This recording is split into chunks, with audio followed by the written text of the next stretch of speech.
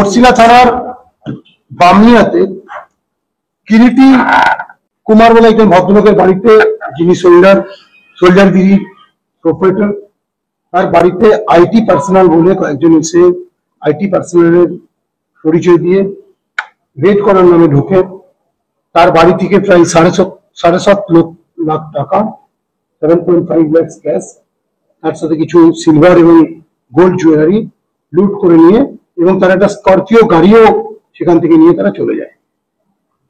একজন ব্যক্তিকে তারা ওখান থেকে তুলে নিয়ে যায়, অপহরণ করে নিয়ে যায়, এটা বলে যে একে আমরা অ্যারেস্ট করে নিয়ে যাচ্ছি বলে নিয়ে গিয়ে তারা জনার ওখানে ওই ছেলেটিকে নামিয়ে দেয়, গাড়িটা নিয়ে চলে যায়।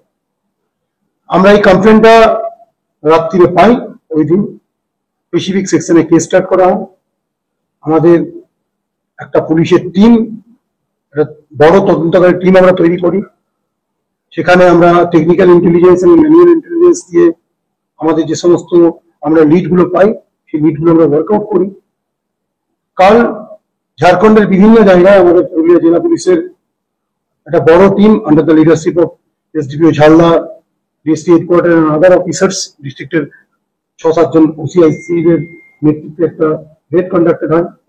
বন্ধুতে, রাঁচিতে, এইসব জায়গাতে আমরা রেড করি। আমরা 7 জন ইনভলভকে এখনো পর্যন্ত অ্যারেস্ট করেছি। এর সঙ্গে যারা যুক্ত আছে তাদেরকে আমরা অলরেডি আইডেন্টিফাই করেছি। আমরা এই কেসে তাদেরকে কালকে ফরওয়ার্ড করবো।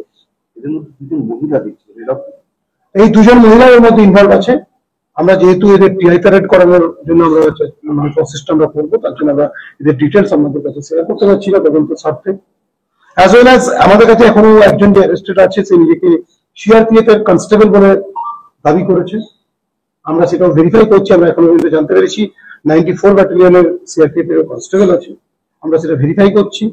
আর বাকি যে অ্যাকিউজরা আছে আমরা খুব শীঘ্রই তাদেরকে অ্যারেস্ট করবো, এবং এদেরকে আমরা পরবর্তীকালে পিসি নিয়ে এদের যে লুটেড বুটি যেটা আছে, যেটা তারা লুট করেছে ওই বামিয়া থেকে, 7.5 lakh cash as well as gold jewellery and যে স্করপিও গাড়িটা ওরা যে লুট করে নিয়ে চলে গেছে সেগুলো ইয়ে করা, রিকভার করার চেষ্টা।